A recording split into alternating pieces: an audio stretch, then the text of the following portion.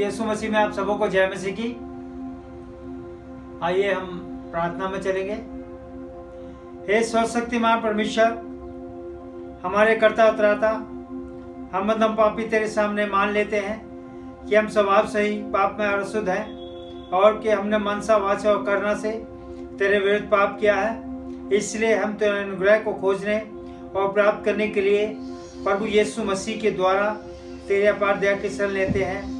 हे अत्यंत दयालु पिता, तू जिसने अपने इकलौते पुत्र को हमारे पापों के कारण मृत्यु भोगने दिया, हम पर दया कर और उसी के कारण हमारे सब पापों को क्षमा कर।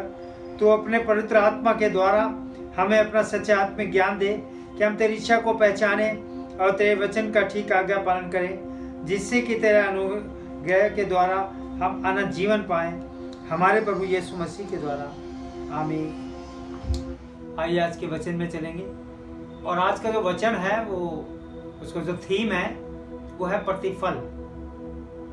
उत्पत्ति की पुस्तक उसका 15 बाब उसकी पहली आयत में इस प्रकार से लिखा है, इन बातों के पश्चात यहोवा का यह वचन दर्शन में अब्राहम के पास पहुंचा कि अब्राहम मत डर, तेरी ढाल और तेरा अत्यंत बड़ा प्रतिफल मैं हूं। अजीजों बच्चों, इस आयत में हम देखते हैं कि परमेश्वर ने अब्राहम को दर्शन दिया और उससे कहा कि मत डर, भयभीत ना हो, तेरी ढाल और तेरा बड़ा प्रतिफल मैं हूं। परमेश्वर उसको एक बड़ी आशीष देना चाहता है और परमेश्वर ने देखा कि इब्राहिम एक ऐसा शख्स है जो परमेश्वर पर विश्वास करता है, उसकी आज्ञाओं को मानता है, उसके मुताबिक चलता है।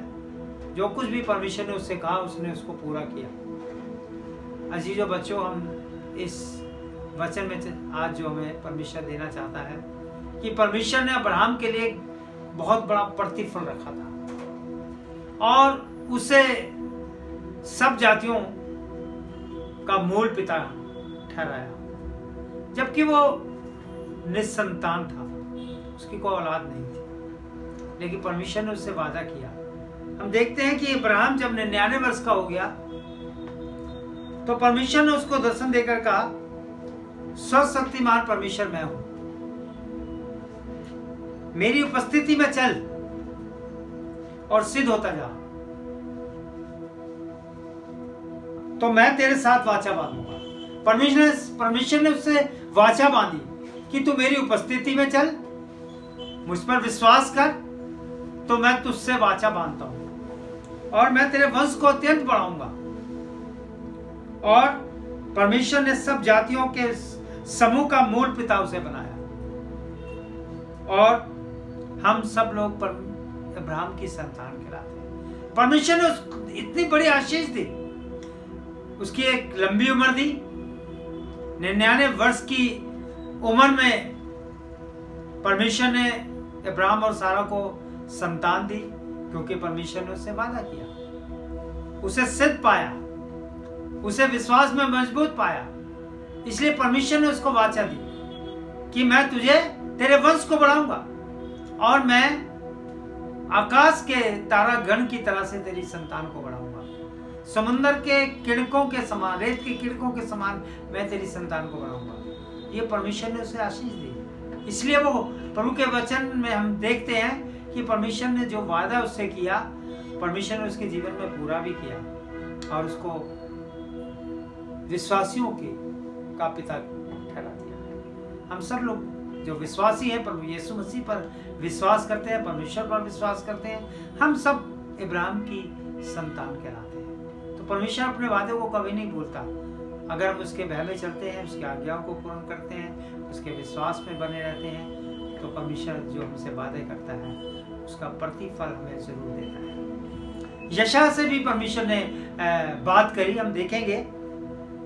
यशायाह उसका 61 बाब की 8वीं आयत बता रही है, क्योंकि मैं यहोवा न्याय से प्रीति रखता हूं।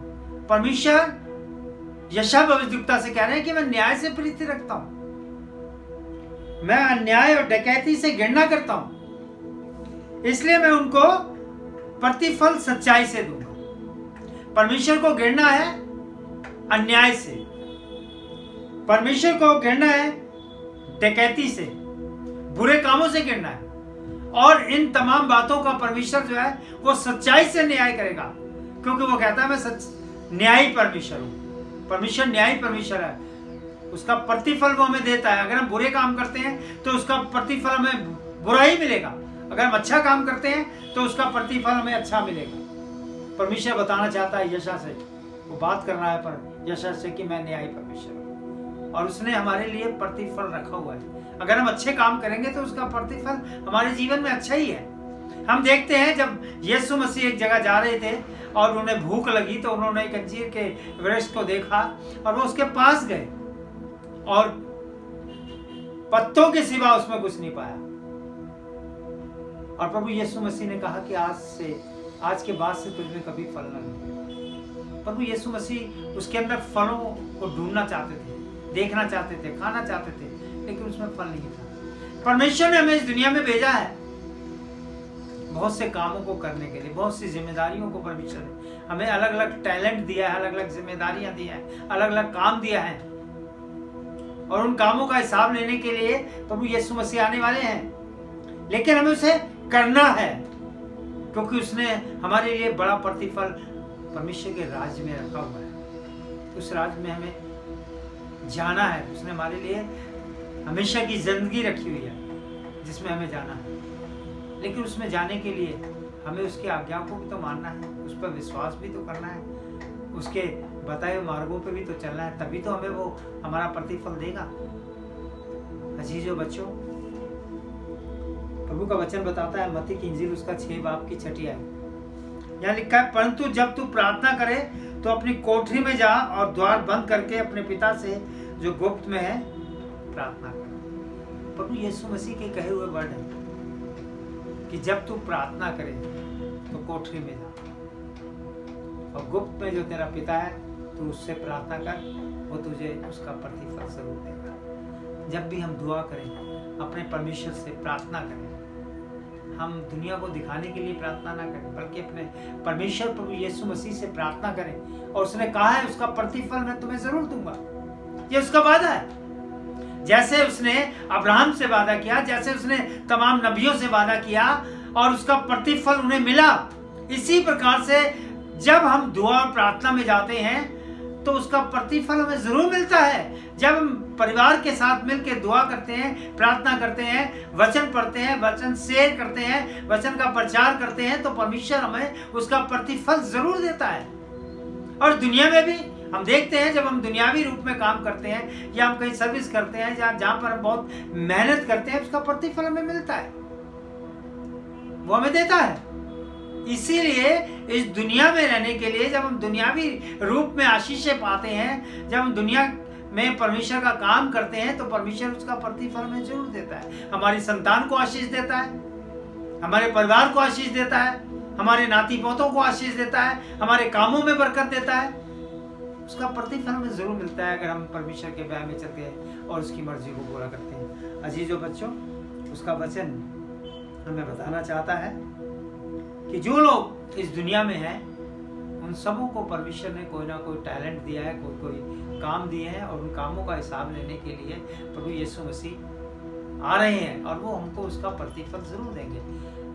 हम बाइबल में प्रभु यीशु मसीह ने दृष्टांत में हमें बताया है, दृष्टांत है मत्ती की इंजील उसका 25 बाब में 14 आयत से, लेकिन मैं आपको शॉर्ट में बताना चाहता हूँ कि एक व्यक्ति था, वो विदेश जा रहा था और अपना सारा काम जो भी बिजनेस था उसको वो 3 आदमियों में बांट के गया ताकि वो आके उनसे हिसाब ले सके।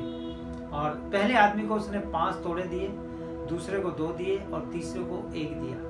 और जब वो वापस विदेश से लौट कर आया तो उसने उनसे हिसाब मांगा और पहले ने 5 के डबल कर दिए, कमाकर मेहनत करी, जो भी काम उसके पास था उससे उसने उसमें पैसा लगाकर 5 तोड़ों को डबल करके 10 तोड़े बनाए। दूसरे ने 2 के 4 बनाए, लेकिन तीसरे व्यक्ति ने जो था वो उसको छुपा दिया। और उसने जब वापस आया, उनका मालिक जो था, स्वामी जो था, जब उसने हिसाब मांगा तो उसने कहा मैं तेरे से डर गया था और इसलिए मैंने इसे छुपा दिया। उसने उसका कुछ नहीं किया। अजीजों, परमेश्वर ने भी हमें तरह तरह से टैलेंट दिए हैं, तरह तरह से जिम्मेदारियां दी हैं, काम दिए हैं और उनका काम का हिसाब लेने वाला परमेश्वर प्रभु यीशु मसीह आने वाला है। और वो चाहता है कि जो भी जिम्मेदारियां दी हैं हम उसको डबल कर दें, तो हमें उसका प्रतिफल देगा। जैसे उस दास ने को जिसके 1 तोड़ा मिला था, मालिक ने उस 1 तोड़ा का भी ले लिया और उसको दिया जिसने उसे डबल करके दिया था। अजीजों, परमेश्वर हमें आशीष देना चाहता है, लेकिन हमें इस दुनिया में बहुत से काम करने हैं। परमेश्वर पर विश्वास करना है, उसके वचन को पढ़ना है, उसके वचन का प्रचार करना है, दुआ प्रार्थना में लगे रहना है, बहुत से लोगों को बचाना है। कैसे बचा सकेंगे जब हमारे पास खुद प्रभु का वचन नहीं होगा। ये टैलेंट परमेश्वर ने हमें दिया है, अपने लोगों को दिया है, हमें इसे भुनाना है, हमें इसे डबल करना है, लोगों को परमेश्वर के राज्य में लेके जाना है, ताकि जो इनाम परमेश्वर ने, जो प्रतिफल हमें इस दुनिया में भी दिया है और दुनिया से जाने के बाद भी उसने हमसे इनाम रखा हुआ है हमारे लिए, और उसका प्रतिफल वो हमें जरूर देगा।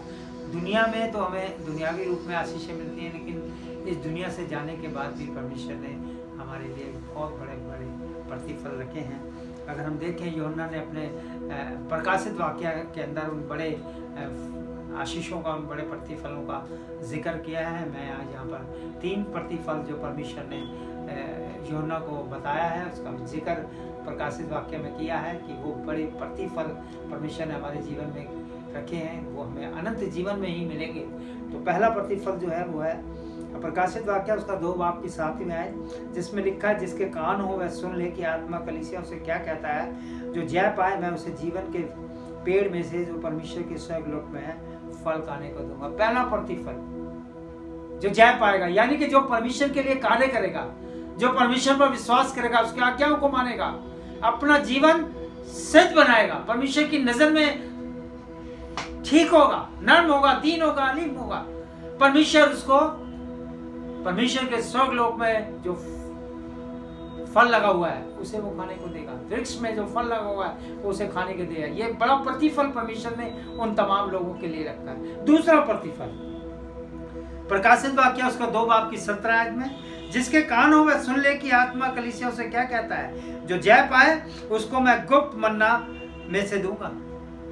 जब बनी इस्राएल कौम को मूसा निकाल कर ले जा रहा था, जब वो भूखे प्यासे थे, तो परमेश्वर ने उन्हें मन्ना दिया।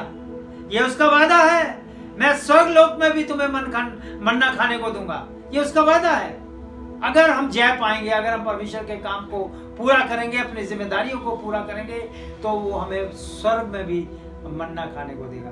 और तीसरा प्रतिफल प्रकाशित वाक्य उसका 3 बाब की 5वीं आयत में लिखा है, जो जय पाए मैं उसे इसी प्रकार श्वेत वस्त्र पहनाऊंगा। परमेश्वर का वचन है, मैं उसे श्वेत वस्त्र पहनाऊंगा, सफेद कपड़े देगा, जो पवित्रता की निशानी। प्रभु यीशु मसीह ने कहा, मैं पवित्र हूं, तुम भी पवित्र बनो। हमें पवित्र बनना है, हमें परमेश्वर के कामों को करना है, परमेश्वर पर विश्वास करना है, तभी हम अनंत जीवन पाएंगे। और परमेश्वर का वादा पूरा होगा कि मैं तुम्हें स्वर्ग में क्या दूंगा, श्वेत वस्त्र पहनाऊंगा, और उनका नाम जीवन की पुस्तक में से किसी भी रीति से नहीं काटूंगा।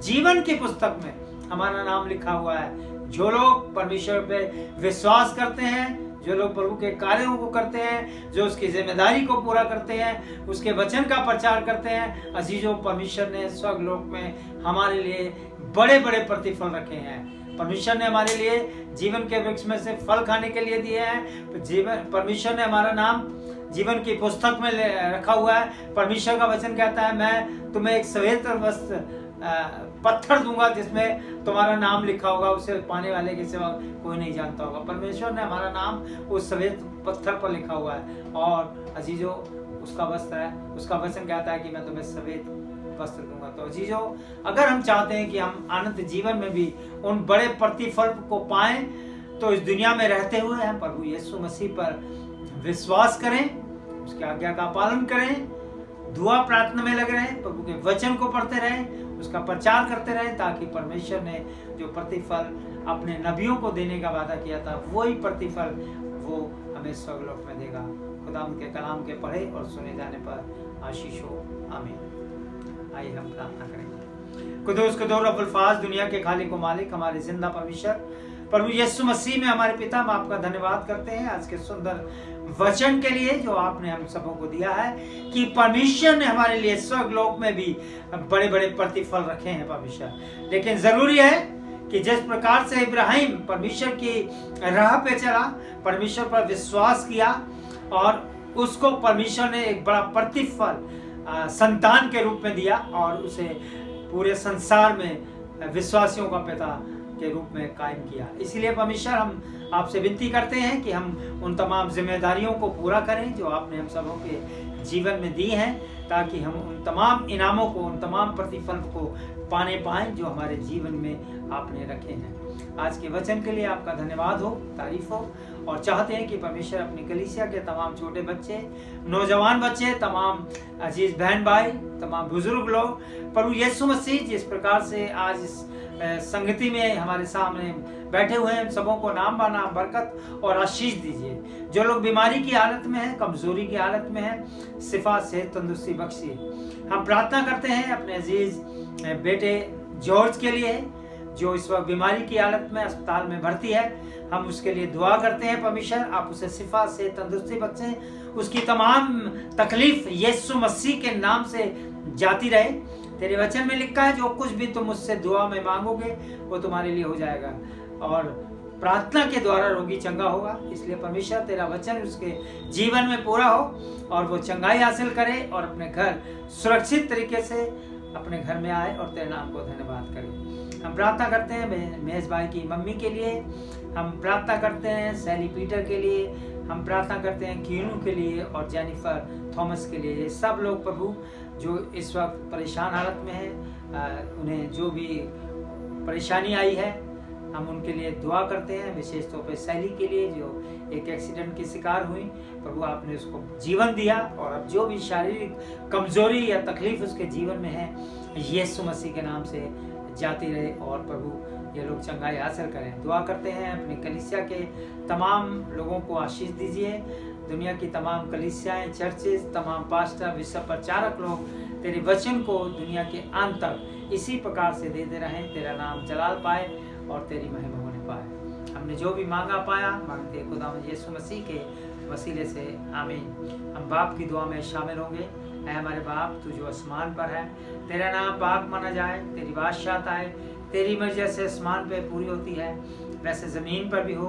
हमारा रोजाना की रोटी आज हमें बख्श दे, और जिस तरह हम अपने गुनाहों को माफ़ करते हैं तो हमें कसरों को माफ़ कर, हमें आजमाइश में डाल बल्कि बुराई से बचा, क्योंकि बादशाह कुदरत और जलाल हमेशा तेरे हैं, आमीन। अब हमारे खुदा यीशु मसीह का फजल, खुदा बाप की मोहब्बत, पाक रूह की शराकत दुनिया के सब ईमानदारों के साथ बिल्कुल से जमात इस घराने के साथ अब से हमेशा तक होती रहे, आमीन। प्रभु यीशु मसीह में आप सबों को जय मसीह की। खुश रहिए, आनंदित रहिए, दुआ और प्रार्थना में लगे रहिए, प्रभु के वचन को पढ़ते और सुनाते रहिए। परमेश्वर आप सबों को आशीष दे।